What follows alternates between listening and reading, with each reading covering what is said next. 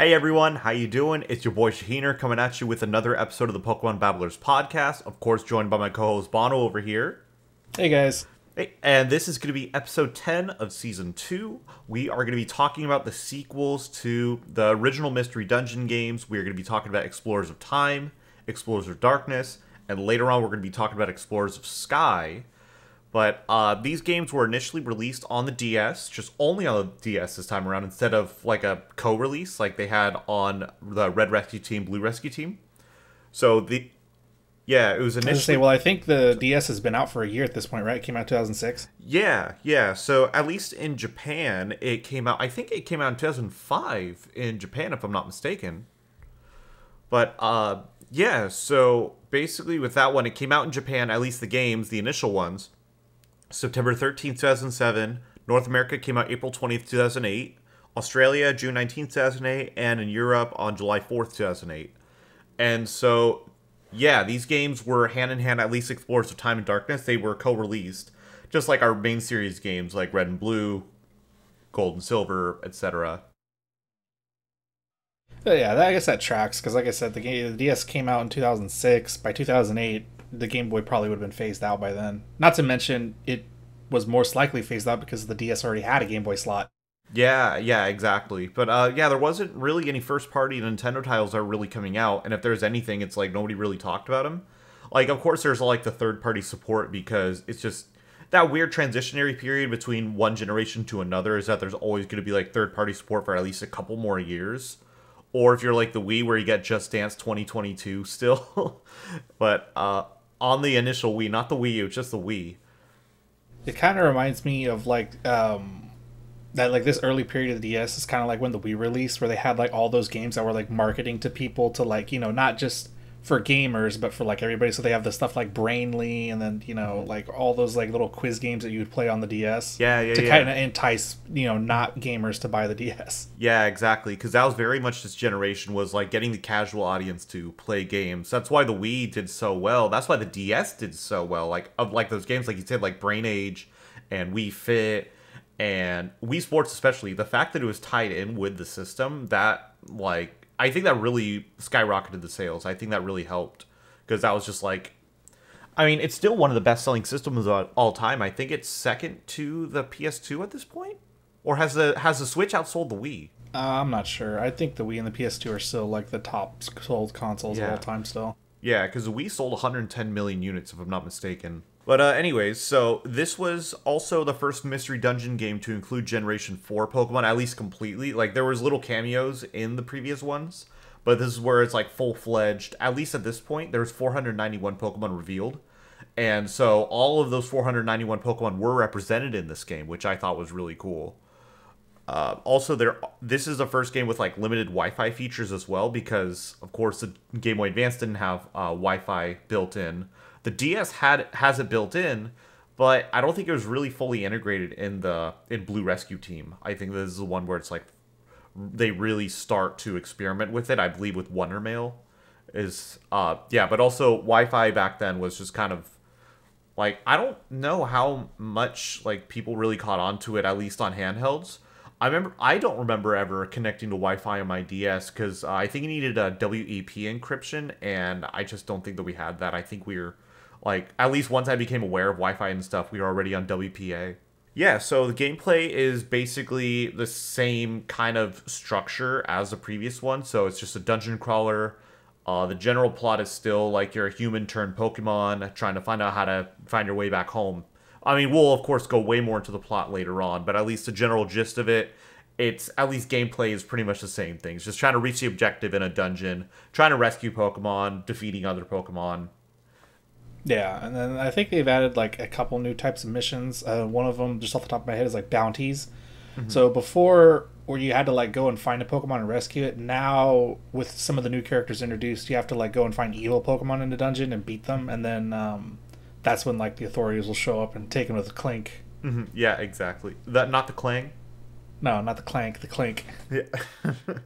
Yeah, there are also new playable characters in this game, including the Sinnoh starters, so Turtwig, Chimchar, Piplup, the best one, and also Munchlax as well. Let's see. And also, there are other dungeons available with special codes. So that was pretty similar to how the previous games were. They had that, but now there's exclusive Pokemon to those codes as well, or at least Pokemon to recruit are only in those code exclusive dungeons. And there's a bunch of legendaries that can be acquired through there as well. So like Articuno, Mew, Groudon, Rayquaza, Gabite, oddly enough, Heatran, Giratina are all acquirable basically via code. Yeah, it's a little weird because I think what the difference for me, at least for this game, is that with the Red Rescue Team, the story was a little bit shorter. It was still a decent chunk, but it was still short, and so I didn't feel the need to or in Red Rescue Team, I played a lot of like the post game, obviously, and then I did like a lot of trying to like get legendaries as teammates. And I think that was just because of how short Red Rescue Team was. With this one, I never try to get like legendaries on my team because like the story itself is so long that by like the time you get there, for me at least, like the cycle of play had already like petered out because it's just like the dungeons and get it over and over again. But the story is like really decent, but without that, the game is like extremely repetitive. Yeah, and I think that was the biggest complaint that that people had playing this game is that it was just way too much of the same. Is that, I mean, I guess in dungeon crawlers there's only so much you could do, I guess. But it seems like, yeah, like especially if you played through Red and Blue Rescue Team and that you're going back to the same gameplay again with it like being the same general format. I mean, especially in dungeons, I feel like that it's only like relegated to like certain squares. Okay, so like you go around to this area, then you could go to this little area, and then you go up the stairs, and you're in the same kind of area. That unlike like in the main series games, that those are fully fledged out worlds that you're exploring and battling and finding Pokemon and stuff. That these ones are just like certain tiles that you're going in within a certain like color palette or just aesthetic. I think one of the things that they kind of, I don't know, it's like it's hard because they give you the character that you're attached to and you build up that character and you do your stuff with that and you become stronger, which is great, but there's no like switching it up. I mean, sure, you can take like different partner Pokemon, but they don't really, they're controlled by dumb AI, so they don't really do exactly what you want. And I'm pretty sure you have to wait until after you beat the game, just like in Red Rescue Team, to switch like playable Pokemon. And by that, and like, say you recruit like your favorite Pokemon, you still have to train it up from wherever it was before to be like the one you have now. And I feel like trying to bridge the gap and like make, I don't know, not necessarily a daycare, but like an area where they could like just train while you're off exploring would really help, because then you could just be like, okay, I'm tired of playing, Grovyle or Torchic now. I want to play with, this one. I think that might have helped like the play cycle, and keep it less boring, because then you could take different Pokemon with you and control them and go and do all that stuff. Yeah, or at least some way to like also is there a way to like passively like train Pokemon too while you're not actively using them? Like is there like almost like the daycare feature in the main series games? Like is there a way to like have them grind I don't while think so, no. Yeah, because I feel like that'd be useful, so that way like if you want to be like, oh, I really want to use like Wurmple, for example, and they're really weak, but you're kind of far in the game. Like, I feel like that it would be nice that you have somewhere where they could like passively train while you're actively going through dungeons, so that way you could use them whenever. I think that the original Red Rescue Team, that's what the point of the dojo was kind of to serve, is that you could take like your weaker Pokemon in there with a stronger one and raise them up. But I'm talking about like having like an automated system, like something that could be on the back burner while you're actually exploring. That was what I'm hoping that'd be in the game. Like at least like for every step that you take, that they gain like a little experience as for every step that you take walking around and stuff. Well, when they're not like actively in your party. But yeah. But also, these games, since they were released side by side, of course there has to be version exclusives, so they incentivize you to connect with other people or to buy multiple copies of the game or get multiple DSs, whatever you gotta do. And yeah, so there's version exclusive Pokemon, there are version exclusive items, and there are version exclusive moves and TMs as well, which I found very interesting that they would keep those in separate games. Yeah, that seems pretty scummy. I mean, Pokemon is one thing, but like TMs. Yeah. Yeah. Yeah, it was kind of odd. Like just reading on that they're just like, oh yeah, we're gonna separate these. especially when like Wi-Fi isn't like super promoted with this, like trading, like technically trading TMs with other people and like exchanging codes. I mean, it's in the game and that's great, but it's never like in the story like, hey, go here and connect with somebody, or like even if it's like just to activate the thing, just to show you, and then they give you something so that way you have an idea of like, oh hey, you have a DS, I have a DS, let's connect and see if we can do something. Like I don't know, ever remember them having a tutorial like showing that or giving you something to like entice you to do it. Yeah, exactly. Also, there's a new feature in these games. It was introduced. It was basically a team member could be sent temporarily to aid a friend in need. So, if you have a team of 4 or more than 4, that you could send one of them over to like assist while you're going through the dungeon. Then I think that they go back and meet up with you or something like that. But I actually haven't played the game, so sorry. Yeah, but that's honestly that's all the notes that I had about Explorers of Time and Darkness. I wanted to leave the plot for us to talk about afterwards. Yeah, there's not much that changed, like at all, aside from the new Pokemon, some new items, TMs, and like different dungeons, which sounds like a lot. The core gameplay of this game hasn't changed. Yeah, I can't imagine like wanting to go back to the same type of game when you just had it come out like a year or two before. I don't know. Like, I just don't feel like I'd be as incentivized to go into these ones unless I really, really want the story. Like, unless if I'm like purely sold by story, then I just don't think I'd be able to like go back to these games over and over and over again, because there's multiple sequels of the Mystery Dungeon games. Like, there's multiple games of the franchise, but I mean, we'll talk about them in the other episodes. But I feel like that just the gameplay itself just isn't going to sell me.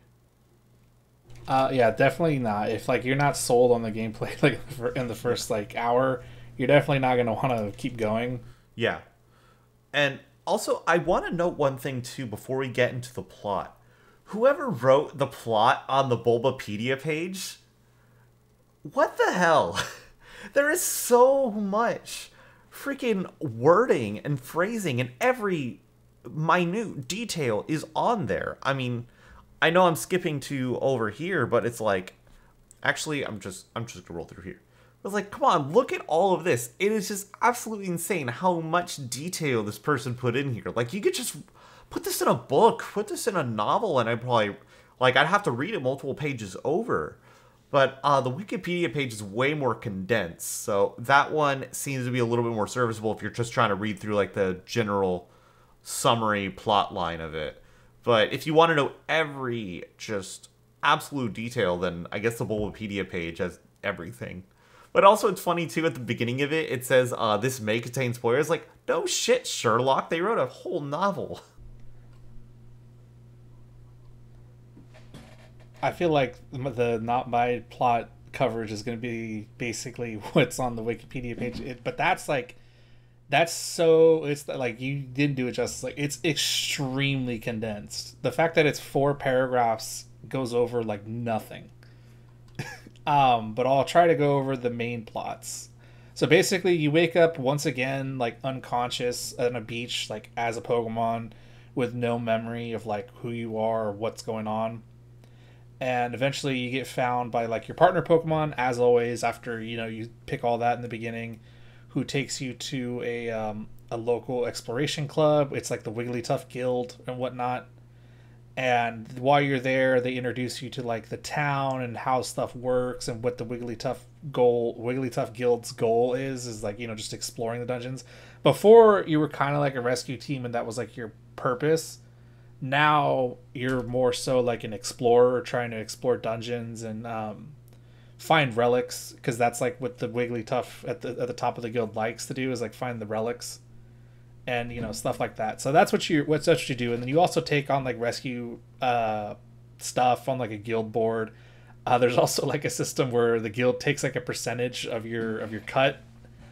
So there is that. I think it's like a service kind of thing. Like they're the ones that find the jobs and post them, so obviously they get a cut. And like I said, there's new jobs. I don't have where the new ones are.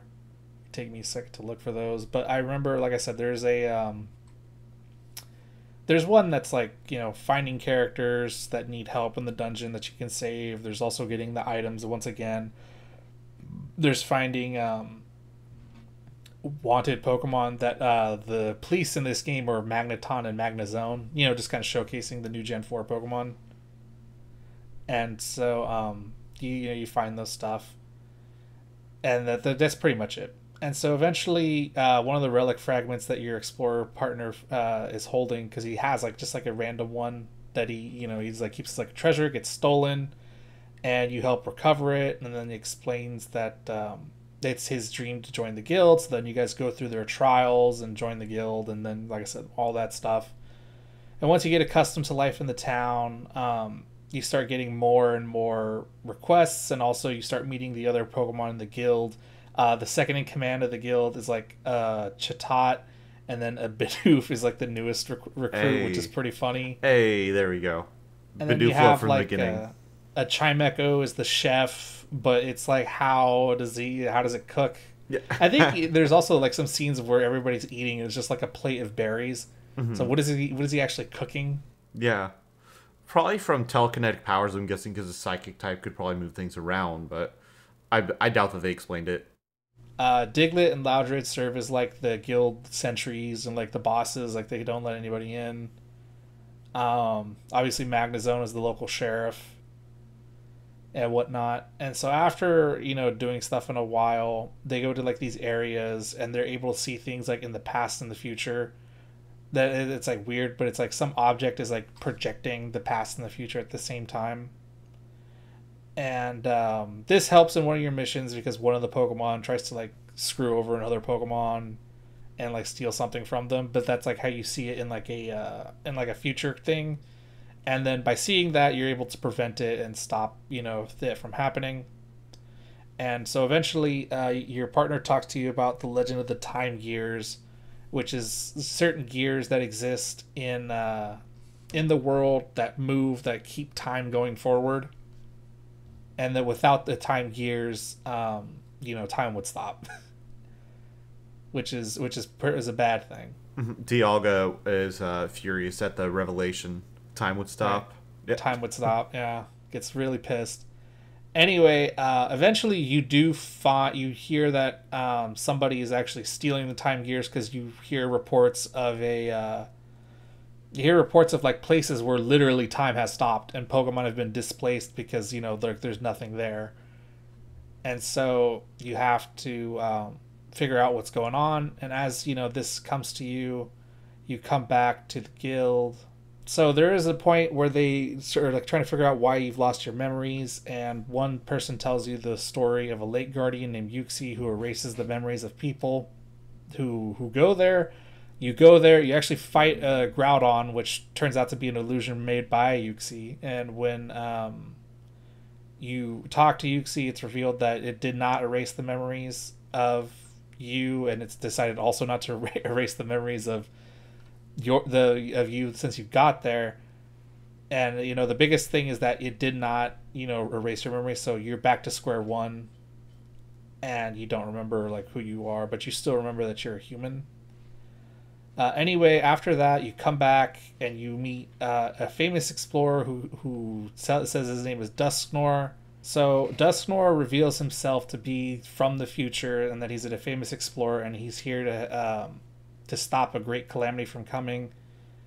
And it has something to do with the time gears, as after you meet him, the guild reports that the time gear from Fogbound Lake was where Yuxi was stolen, and that all time has been stopped there, but they do know that it was a Grovyle that stole the time gear.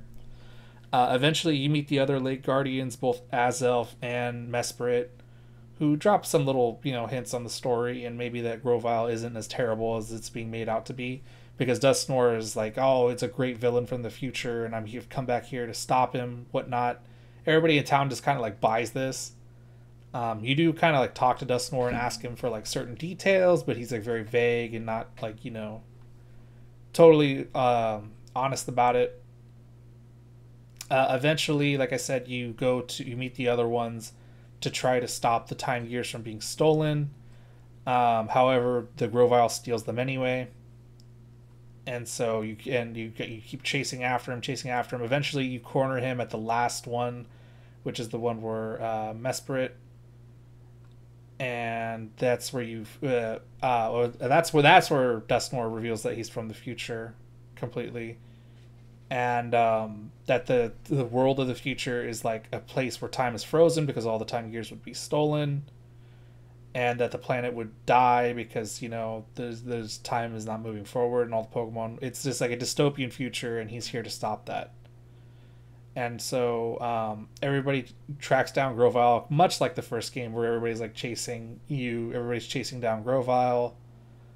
And so they make a plan to defend the last time gear and lure Grovyle in there. And eventually they catch him. They catch him and the time gear is safe. After that, they capture him and then they take him back to the square where Dusknoir opens a time portal, or like the portal that he came through the first time. And he's like two Sableye goons who like drag Grovyle back to the future, and he's making like this big old speech like, oh, thank you all for the help, the future thanks you guys, blah blah blah, and asks you and your partner Pokemon to step forward to say a teary goodbye. And then as like he's about to like leave, he grabs both of you and drags you into the future. Okay, so there's too much to go over, like way too much, and I remember the like main plot beats, but there's like so much more to this game. Basically, what you do is you go to the future. It gets revealed that Dusknoir is the piece of shit, and that by stealing all the time gears and stopping time, Dialga itself has gotten like extremely pissed and decided to take out its anger on the world, which has led to like the future becoming really shitty. It's that it turns out that you are indeed a human, and that you and Grovyle were actually human and Pokemon partners in the future. Once again, kind of bridging that weird gap where there are humans and Pokemon, but it's the world of Pokemon thing again. And that in order to save you from being like killed, Celebi, a shiny Celebi of all things, sent you back into the past and made you into a Pokemon to find the little relic fragment that your partner has, which I think I remember turns out to be some sort of like device that can either exist outside of time or it can lead you somewhere. I don't remember exactly what it does, but essentially it becomes like a thing to like calm down Primal Dialga, who's gone into a crazy form. It's not Primal Dialga. It's, what is it called again? It's not Origin form, is it? No. Is it Primal Dialga? Yeah, it is Primal Dialga. And yeah, because you guys are messing with time, it's seeking to exterminate like everything that's messing with it. So Dusknoir, Grovyle, and you. And so eventually you put I can't remember if you put the time gears back where they go. And so everything is all set. But eventually you have to get there, and I think it's Dusknoir that tries to like kill you, and Grovyle sacrifices itself. Big spoiler there. Grovyle sacrifices itself like straight up. It's dead. Jesus Christ. Yeah. And stops it, and then you beat Dusknoir, and then you proceed to go and fight Primal Dialga. I think like there's some other bigger legendary Pokemon that have a point to this story, but at the end of everything, I believe you save the world, and then I think Celebi rewinds time so that Grovyle comes back, because Pokemon don't really die. They can't die. Yeah, they can't die. Yeah. Cries in blue. At the end of everything, you disappear. Once again, you disappear, and then your partner Pokemon is once again like sad and whatnot because you've been erased from existence. And it really is pretty goddamn bad because like you like, so like the end credit, you disappear, like you've been erased from time at this point, and your partner Pokemon has to like go back home and like do this all like lone sad walk thing. And then he goes to the beach where he found you and just starts bawling, and then the credits roll and you're left on that for like the whole length of the credits, and it's like, damn. I mean, obviously something's gonna happen, but like you have to live with that for a couple minutes. And then after the credits roll, Dialga feels the partner's great sorrow, and using its power brings you back to life and thanks you for bringing it back in control. You reappear at the beach where the partner and Bidoof were concerned about the partner, or you coming back, and everybody, you guys go and eat dinner at the guild, and everybody's happy. Yeah, and the plot has a nice little bow to it. Yeah, But I didn't do it justice in the recap. Like literally, yeah. it's probably one of the better mystery dungeon stories. There is some post game story. I don't remember that. I think by the end of it, I just got pretty tired. But it is pretty funny. I remember some of people talking about it, and I think it has to do with Palkia and Cresselia. Yeah, I do remember those. Which version did you play, Time or Darkness? I played Time. Nice. And I did eventually buy Explorers of Sky, but I just wasn't ready to play it again. Yeah, I just didn't want to dive back into it after just playing all the way through. Yeah, I didn't really want to like do it all again because what Explorers of Sky came out the next year. Yeah, so Explorers of Sky came out also for DS in Japan on April 18th, 2009. So it's actually a couple, well, yeah, that was about a year after. So to North America, it came out October 12th, 2009. So let's see, in Europe on November 20th, 2009, but actually a week before in Australia, November 12th. But then it was re-released for the Wii U Virtual Console in 2016. And that should be a sign of like how good this game is. The fact that it got a re-release on the Wii U. Because how many DS Pokemon games? Ranger wasn't on the Wii U. I don't think so. Diamond and Pearl wasn't on the Wii U. Imagine if they put a main series game on the Wii U. Just in general, regardless of what generation, if they put anything on the Wii U. We were so lucky to get Gen 1 and 2 on the Virtual Console and 3DS. Man, that's going up in smoke. Yeah. Rest in peace to eShop. But yeah, so basically Explorers of Sky is the enhanced version, if you didn't catch on to that already. It's also the only enhanced version in the Mystery Dungeon series. Like, Super Mystery Dungeon didn't get an extra one. Red and Blue Rescue Team, they had a remake, but it wasn't like... In a way, it's an enhanced version, but it's really just a remake. I think this is when they like started going out of that model because they realized like the worldwide audience wasn't... Because the Japanese market was different at the time, and that's like usually like how it do is like, hey, here's a shitty like base game, and then oh hey, a year later, hey, we like refined it, here's that, buy that, and people would buy that. Right. And I think they started to see like the numbers of people were like, yeah, no, I'm not gonna buy that. I already have the other one. Yeah, but also like the enhanced versions, like the main series, those ones, it still felt like a somewhat different experience, especially because there were some like plot lines that were different, like in Emerald with the clash of Groudon and Kyogre, or in Crystal with the whole Suicune and Yucine story arc, that there's stuff that still made it feel a bit different.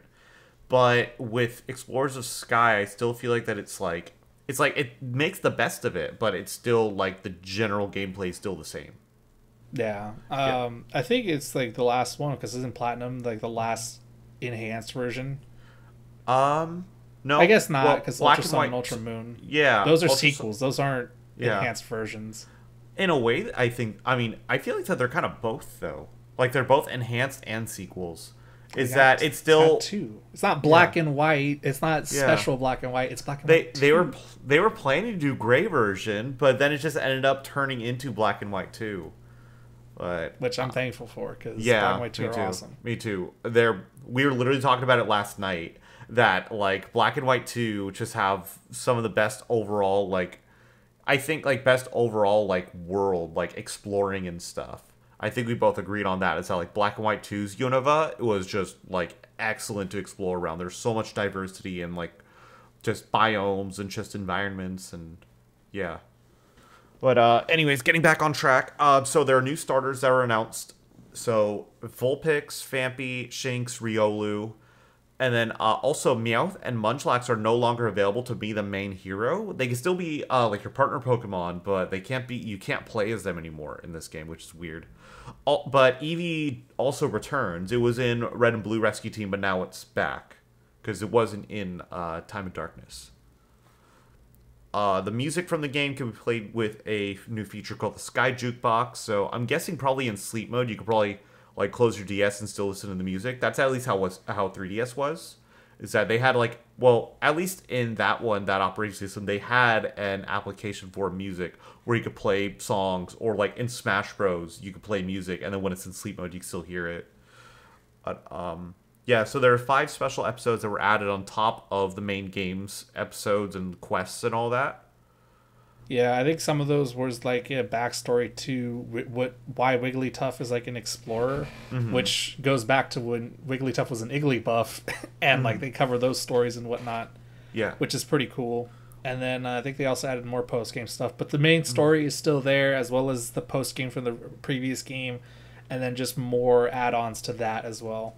So it really is just like the complete version. So if you're gonna play this game, you should be playing Explorers of Sky, unless Munchlax is just like your favorite Pokemon. Yeah, which even then, like, yeah, it's a good mon, it's a great mon and everything, but playing through a whole game, like, that's not the perfect version. I don't know. It's just kind of hard to do. Yeah, so there's a couple new places that were added. So first one is Spinda's Cafe. So that one grants access to exclusive dungeons, and you could repurpose like excess items, like kind of like recycling in a way. And that the more items that you exchange, the greater the item you get back in return is. So if you have a bunch of like throwaway stuff that you're not going to use, you can just go over to Spinda's Cafe and then just repurpose them. Which is great because like you do end up picking like a lot of items. You only have so much space in your box anyway, but you do end up like if you decide to like grind out some points just for like something, or grind out some cash to buy like another TM, you end up picking a lot of the items anyway because you just do like garbage runs through the dungeon, just trying to grind that axe. Yeah. And so being able to do that really helps you just like wash away all the bad items. Right. Not every item is terrible. It's just some items have such a specific use that you don't want. You're never gonna hold on to them forever. Yeah, and it's so redundant too. I feel like that. Like if you're getting like the same item over and over, you're like, okay, I'm getting like an orange berry, and it only restores a little bit of health. So if I could trade all these in and get like a citrus berry or something, just for sake of conversation. Again, I haven't played these games, so that's my guess. Is like that. It'd probably be good to repurpose like the weaker items too to get something better. Yeah. So another place that was added was the Secret Bazaar, which was run by Curlia, and that's a place where you could have your HP, your power points, your belly could be filled over there. There's also random grab bags of items, escaping dungeons sooner by Shedinja. There's a bunch of different extra things that were added on here, and all those are for 100 Poke currency each. I think that's like what the Kecleon shop was. Like you can find those in the dungeons and probably like, have that and like buy all that stuff and like continue. I think it's the same purpose that the Kecleon dungeon served, except the Kecleon one was never that great. Yeah. I'm still upset. Whenever I think of the Kecleon shop, I still think that like why didn't we get a purple Kecleon as a shiny? Purple Kecleon, yeah. Why is it just like bleached green with a blue stripe? Yeah, exactly. It's pretty weak. Right. Yeah, so another place that got added is the Shaman Village, which is acquired after beating the main game. And that's where you get introduced to Skyform Shaman. But there's a few other things in there too. But I mean, it is on the box, and the game is called Explorers of Sky, so that would only make sense. And I think that's cool because I think 2009 was the same year the Giratina was it Shaman the Sky Warrior came out, wasn't it? I believe so. Yeah, I'm pretty sure. It's also, a nice product tie-in. Yeah, I believe they also had a nod to Arceus. I don't think they ever had that in a game prior, at least officially shown. But there was like a statue of Arceus near the end of the game. It was like, oh shit, what is that?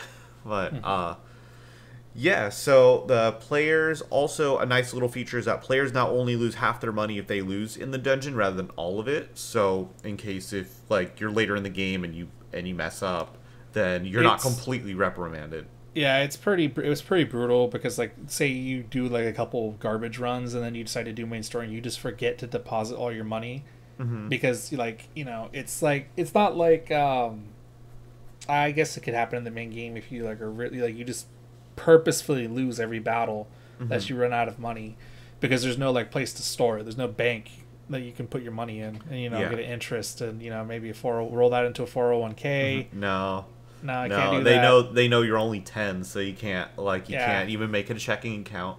But that was always like a thing. Like you always wanted to make sure you put your money away before you like took on like a story or like went into like a dungeon you knew was bad because like the odds were that that if you did lose, you'd lose everything. So now I'm just thinking of like what if like in Gen 3 you have to go to Rustboro to like they have like a bank over there. You're there with your father to open up a savings account for you. And you have to like defeat him in battle first so he can be like, okay, I'll take you to the bank, son. I don't know. That's not even funny, but I'm just like picturing it right now. Yeah, so that's a nice feature because, like I said, it's pretty brutal if you like lose like 20K, like all the stuff you could have done with that money just like going up in smoke because you forgot to do it. It's pretty it sucks pretty bad. Yeah. Also, if you so if there's multiple DSs that don't have the game, they could actually download a demo via DS Download Play to play a little bit of Explorers of Sky, which I thought was really nifty. I mean, I doubt that they'll allow you to be like a partner Pokemon in there. I mean, I don't really know exactly how far that goes, but I mean, it is cool that they add some like very small features like that in there. Just, I don't know, because it doesn't take away from the game or anything. But also, just another minor thing too is that the time to save in this game is a bit quicker than in Explorers of Sky or Explorers of Time and Darkness. So I actually don't remember if you can like pull up a menu and save. I think you have to go to sleep like you were in the previous game. Yeah. Like in order to save, you have to go to your bunk and then sleep. Also, if you have a hold item in Explorers of Sky, it doesn't get unequipped when you go to sleep. Because in Time and Darkness, that it would unequip every time that you go to sleep, and then you have to go re-equip it. But in Sky, they keep it on there. That's another quality of life change. I don't think they even had that in Red Rescue Team. I don't ever remember my item being unequipped, but that's a really good feature because there's half the time where you're like, no, I wanted to have this, and don't want to unequip it. Yeah. But those are all the notes that I really had for these games. I don't know how much extra I missed out. What do you think? I think it's pretty much covered. Like I said, the story is like the main draw of this game, and I kind of spoiled like the big reveals, so maybe put a warning before that. It's been like 14 years since these games came out. It is, but like I feel like the only draw to play this game is A, if you like it, and B, for the story. Like that's like the main draw for this game. That's why it was so popular. Yeah. And it's like I don't want to taint anybody's experience or like convince them not to play it because it should be played. Yeah. It's definitely on like if you were going to play any mystery dungeon game, it would probably be this one. Explorers of Sky. Explorers of Sky, yeah. It's just that good. The storytelling is really just like on point. It's very child like friendly, but it does have moments where it kind of catches you and hits you off guard. And just based on that, I'd give this game like I'd say an 8. Oh wow, dang. Yeah, dang. I'd say an 8 and a definitely like play it. I don't have an opinion, especially because I haven't played these games at all. Tell me something new. Yeah, right. So I'm gonna unfortunately abstain from rating at this point because I don't really know what I'm talking about. But that is great to know that there's a mystery dungeon that's just like that excellent. That's probably like, I mean, I do want to play through these games. Maybe I'll do it on stream at some point. Link down below, twitch.tv/Shaheener. But yeah, I think at some point I'll probably have to pick these ones up once I'm done with like the current thing I'm going through right now. But yeah, I mean, especially these ones, because I've always heard so many good things about Explorers of Sky, Time, Darkness, etc. But I never really got around to playing them at all. I've only tried my best to play Red Rescue Team and the Mystery Dungeon, the Rescue Team DX. And even then, like, those didn't sell me that well. I feel like it just got very redundant and very reductive very quick. But I don't know if that's just like those games, but I just wasn't sold on them. Yeah, I think they refined it so that like there's not too much grind in between the next story beat and where you're at, unless you just really suck at the game. Knowing me, it probably would be that. Yeah, they make like the story bits come like one after the other with very little like in between time. Yeah. Which is a good and a bad thing because like maybe you're not prepared, maybe you just like you didn't fight enough in the dungeon, didn't level up as much as you needed to. But there's not that much like grinding in between sections that you need to do. Yeah. It still provides a challenge while not being just like blowing through it. So that's a good thing. Yeah. Whether or not you pick a good starter Pokemon, it's always weird because I feel like I always want to like min-max and like find like the best Pokemon to start with, which I don't know if there is one. If there is one, I'd like to know which one it is. Yeah. to, you know, 'cause Probably maybe one like day on a I'll speed go running, through it. probably a speedrunning guide that probably will be like, oh, pick this one. Yeah, pick this one because like you have to fight, you know, the Pokemon that you have to fight, and you know, going in there that'd be cool. Yeah. But yeah, that's about it. I'd say like I can't say more than that without like, you know, sounding like a broken record. But yeah, play it if you ever get the chance to, or if you ever feel like you want to. I'd say play it. Yeah. Obviously, after you play XD and Coliseum, though. Of course, yeah. Those are spin-off. Those are the games you have to play. Like no Spin-off question. royalty. Yeah, spin-off royalty, just game royalty, really. Right. But yeah. So thanks so much for listening, for watching. If you like, episode. yeah, it's another short episode.